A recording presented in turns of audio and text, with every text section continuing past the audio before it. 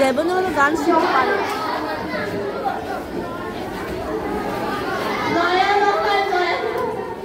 আচ্ছা জয়া নাই, ঠিক আছে।